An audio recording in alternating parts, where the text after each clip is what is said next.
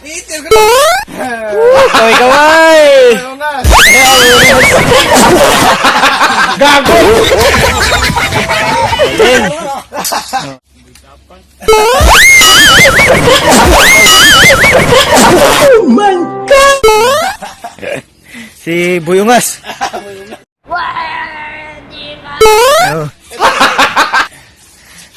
Boy gahi. Oh. Sana all.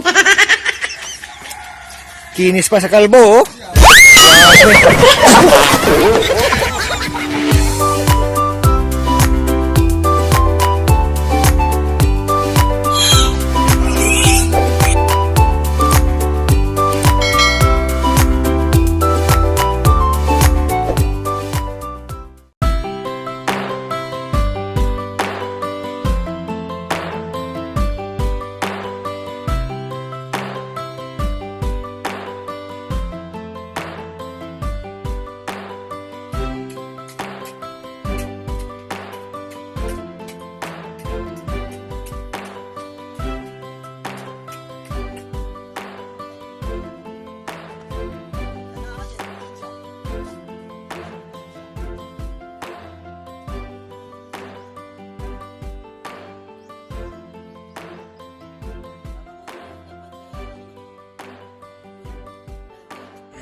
Tatlong araw na kaming gawa sa aming biogas.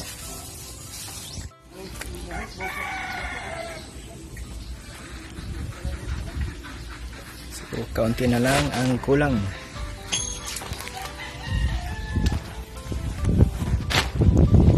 So, ganyan na po kalalim.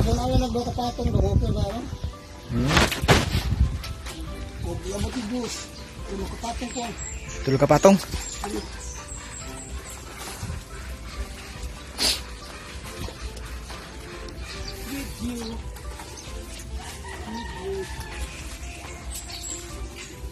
Tapos yung isa, finishing na yung kulang.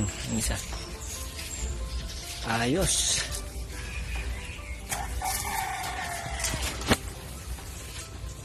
Yung iba, nandyan.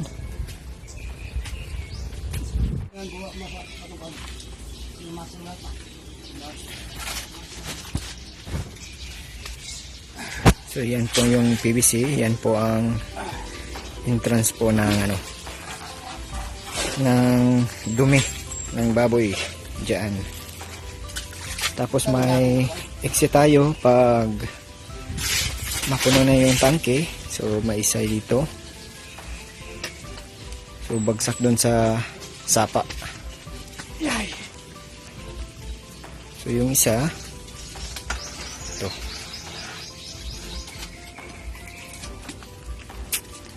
Palabas naman siya hanggang dito.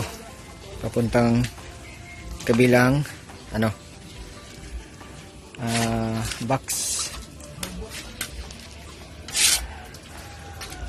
So mamaya i-explain ko sa inyo paano gawin tong biogas. So step by step tayo kung paano gagawin tong biogas natin. So first time nila gumawa ng biogas. So lalo na ako. So sa YouTube lang tayo kumuha ng idea kung paano gagawin tong biogas. So ito nasa 5 days na to ang paggawa nitong tangke. So ito isang araw lang to. Madali lang. Ang napakahirap lang dito itong area na to. Ang daming gagawin. Ang daming plano kung paano na hindi siya sisingaw yung gas natin. Napaka-importante talaga na solid yung pagkagawa. Uy, nandito yung natin. Yung tubig bugnaw. Adi na nainit. Kainan. So, hindi malamig. Rasyon. Ang sipag ng mga ano natin. So 5 days. So tingnan natin kung ilang araw ito hanggang matapos. Kasi itong area na to, isang araw lang.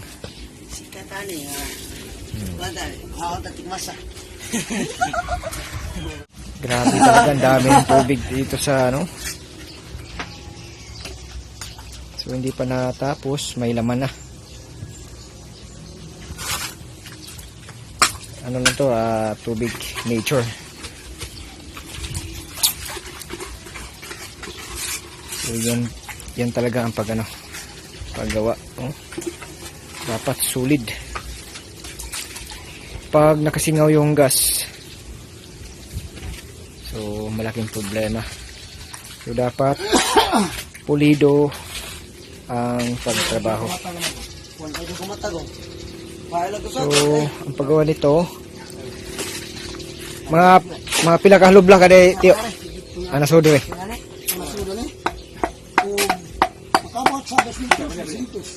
So nasa 200 hollow blocks ang nagamit dito. Tapos 3 PVC basag.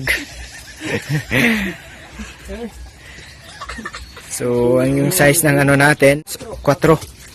So tapos dito ito ay number 2. So number 4. Tapos ito, so yan, magkano lang yan. Yan po ang entrance, tapos ito yung exit. Pag magpa-exit tayo ng ng kalahating dito sa tangke natin. So dito lang tayo pag dito lang tayo palabas sa sapa. Yan lang. So bukas i-explain ko sa inyo kung paano i-level itong gamit ng mga PVC.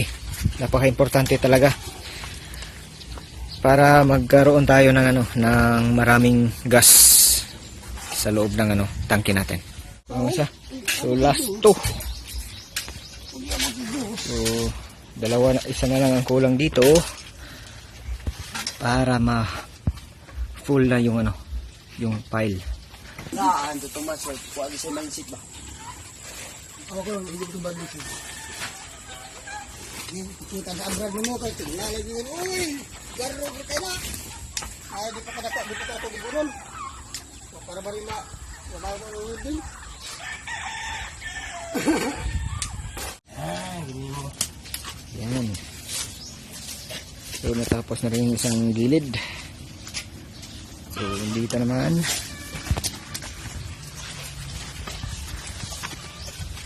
aray.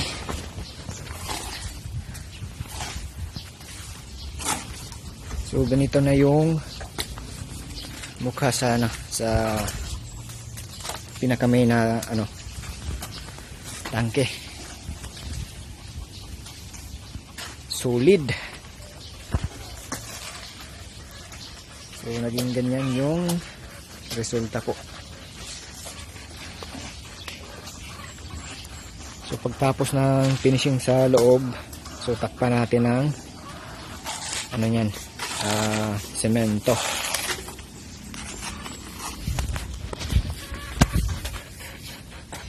Ayos.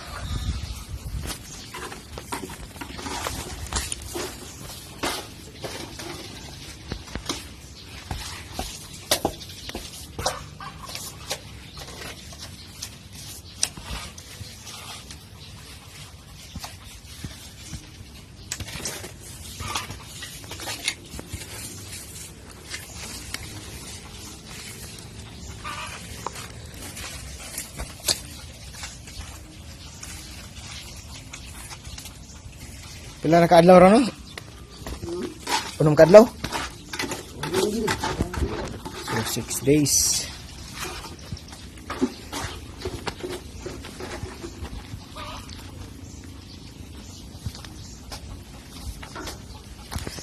Hugasan.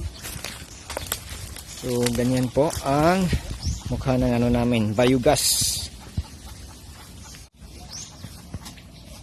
Grabe, ang lalim naman niya, no?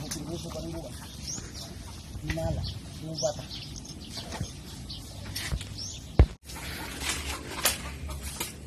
So, kaunti na lang ang finishing. So, ang daming tubig sa loob.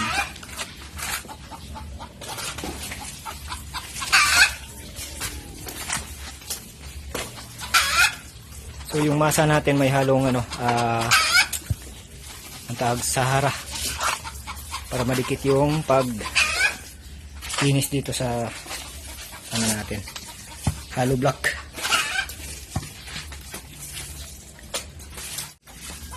Sulit na sulit. Gamit natin, angle bar yung gamit natin para hindi sumingaw yung gas at saka matibay yung pagkaano natin dito, yung hawak dito sa triangle natin. So naging ganyan yung mukha yung ano natin, no? Biogas tangke. So tapos dito sa labas ay finishing na natin. Tsaka natin matabunan ng lupa. Tapos dito sa pangalawang ano area, so ang natapos dalawang mukha lang dyan. So naging ganyan lang. Tapos dito tsaka yung isa hindi pa tapos, open area lang dito. So dito yung bagsak ng dumi galing dito sa pipe na to. Pagtapos dito magano tayo, i-share ko sa inyo kung magkano yung naabot natin, ang nagastos natin dito sa tangke natin hanggang matapos. Mga 1 linggo na lang matapos na to. So pang ilang araw na ba to? So 7 days yung paggawa nito sa dalawang tangke. Ang bilis.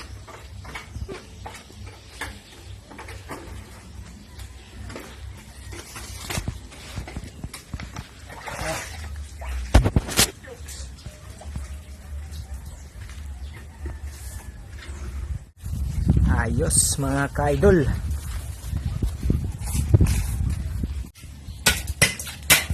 So yung pipe dito, 3. Yung isa dyan sa main para papasok. Tapos yung isa palabas papunta doon sa kabilang tangke. Tapos yung isa yung maliit, ano yun, exit po sa ano. Pag pwede na tayong pag ano, magbawas dito sa dumi dito sa loob.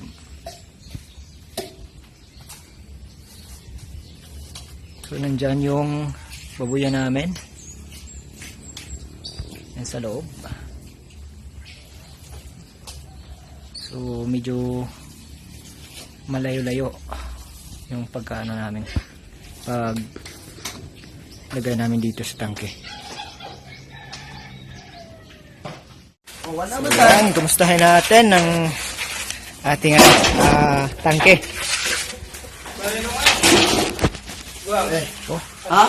So naka-flooring na yung ano, yung isa nating tangke. Ito yung pinaka-main natin sa unang ano, bagsakan po ng ano, dumi. Galing po sa ano natin, babuyan. So nandiyan yung babuyan natin. So tapos dito sa pangalawa, so tapos na rin. So yan. Grabe, sulit na sulit. So yung kulang pala doon sa ano, sa pangalawang ano area, flooring na rin. So pati doon dito. So yan, tapos na. Oh. Yan. So yung plano yung plan natin, no. So naging ganito yung sistema po. Yung ano natin. Yung plano natin sa dito pagtapos. Oh. Ito yung sa baba, 'yon. Tapos itong ano malaki, so dito. So ang kulang lang dito yung ano, yung flooring dito sa yung ano yung takip dito. So dapat naka-close 'yan. Grabe ang tibay pong pagkagawa.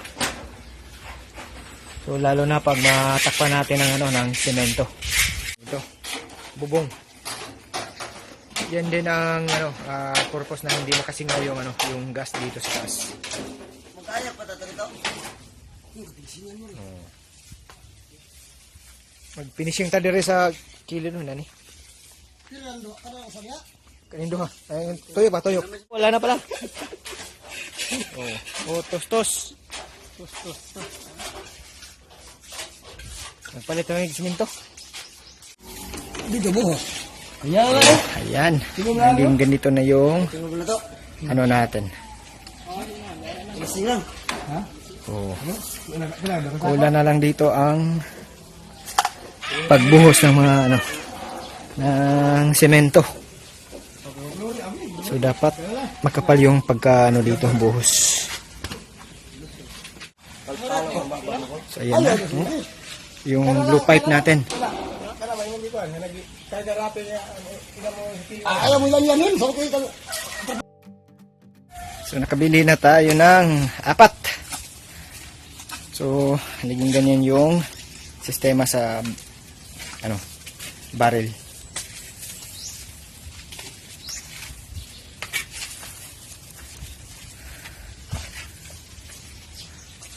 So malapit na matapos sa taas.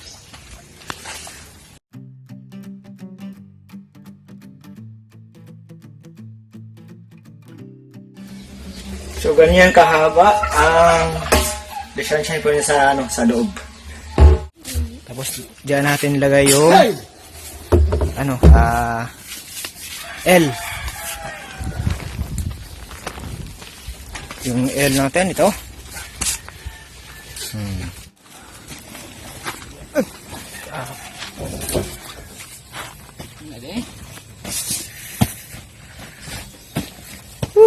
Nasimula na ang tangke namin sa pangalawang tangke. So dito sa unang tangke natin, so wala na, tapos na. So hintayin na lang tayo sa pagbagsak ng ano, dumi ng baboy. Tapos clearing tayo mamaya para ma-label dito yung lupa. So nagsimula na siya. Ano?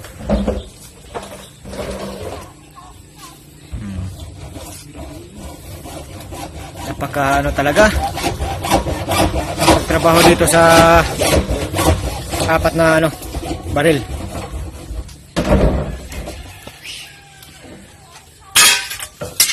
So tingnan nyo kung paano gagawin yung ano yung paggawa ng ano niya, yung tawag nito, yung PVC.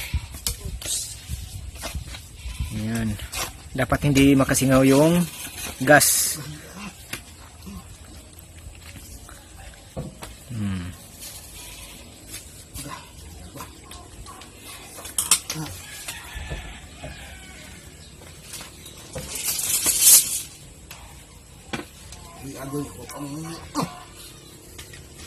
Di ba darat ko na rin? Walang pinula. Kulang na rin.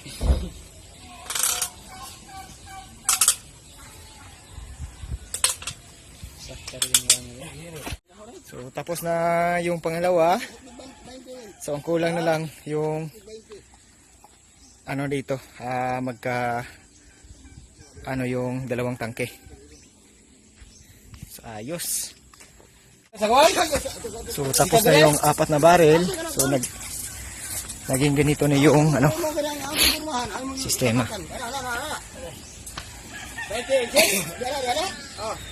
Kuhang-kuha. Babaw to? Apin, ubos. Apin sa 14. So, tapos na! Lahat-lahat.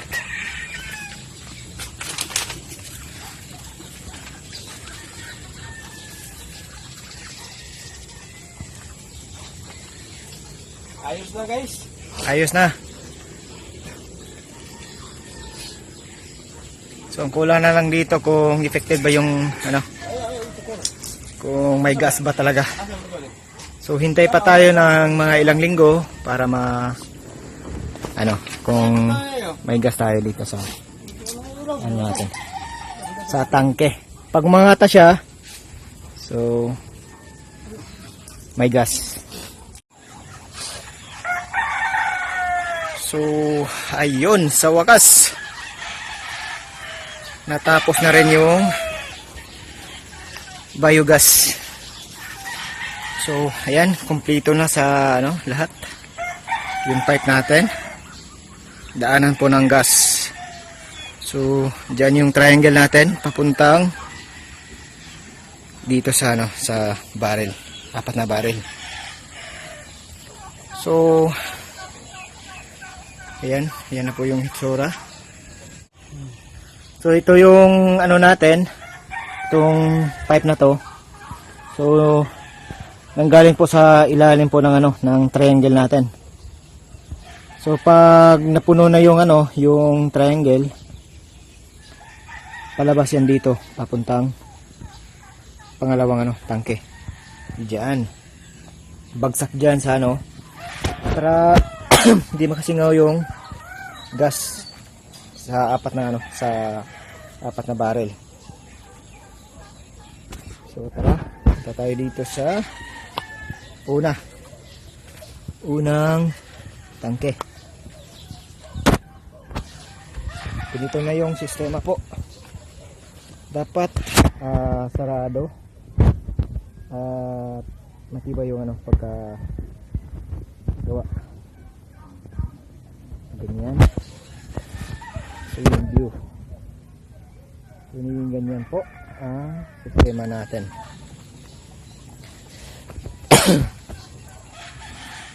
So, yung entrance naman ng dumi dito, so kailangan pa nating ibaluti ng ano, kasi walang takip. So, ganyan. Ang mukha po ng ano natin, yung mga pipe natin, so nanging ganyan. So, dapat sana semento. So, pipe na lang para mas madali. So, kailangan talaga. Sayang yung ano, panahon. So, medyo ano tayo, dagdag naman sa ano, sa budget. So, pipe na lang mas ano, dali. So, yan po ang ano natin, yung babuyan natin. Yung mga pipe, ayan. So, 1, 2, 3, 4, 5. So, 5 yung connection papunta dito sa ano natin, tangke. So, sana effective yung pagka ano natin, paggagawa dito sa ating biogas. So, hello, good morning sa lahat. So, ngayon, kumustahin natin ang ating tangke ng ano, biogas. So, tingnan natin kung ano na ang resulta po sa pagbagsak ng dumi sa ano, sa unang tangke. So, ngayon, so 2 araw pa lang ang ano, bagsak dito sa aming tangke, dito sa unang tangke dito. So, paano natin malalaman kung puno na ang ating unang tangke? So, ngayon, ang unahin natin, dito natin malalaman yung ano, pag puno na yung unang tangke natin. Ayan. So, diyan galing yung dumi, bagsak dito sa unang tangke. So, malalaman natin na puno na yung ano, tangke. So, dito natin malalaman pag may lumabas ng tubig, ay puno na yung unang tangke natin.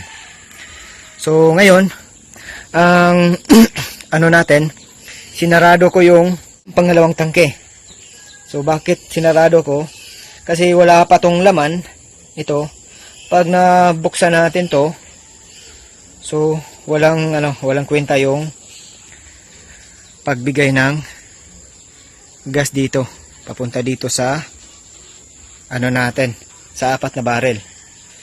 So pag pag makalahati na dito sa natin, sa barrel yung tubig sa pagbagsak dito.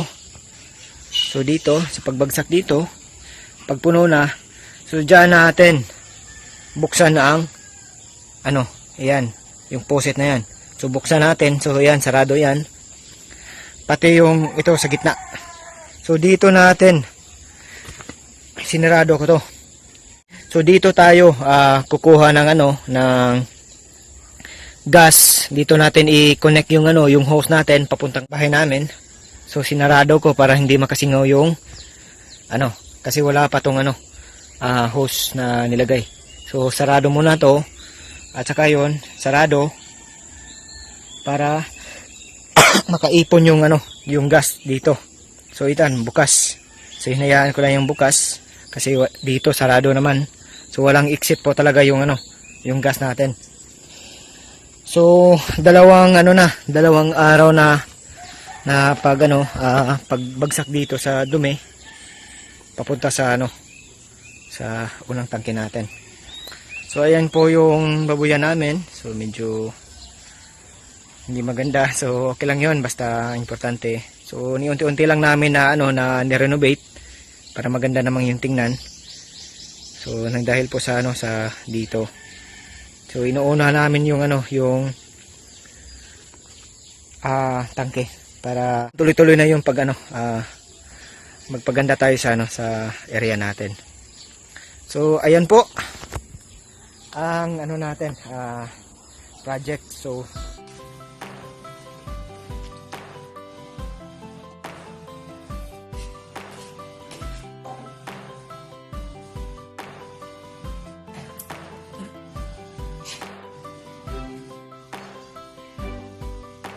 ayos.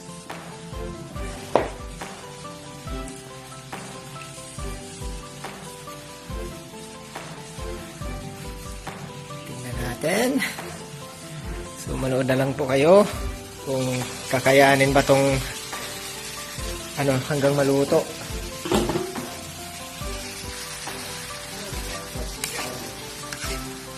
So, yung luto natin half cook lang para masarap. So pangit pag sobrang luto. Okay na lang. Okay na ni.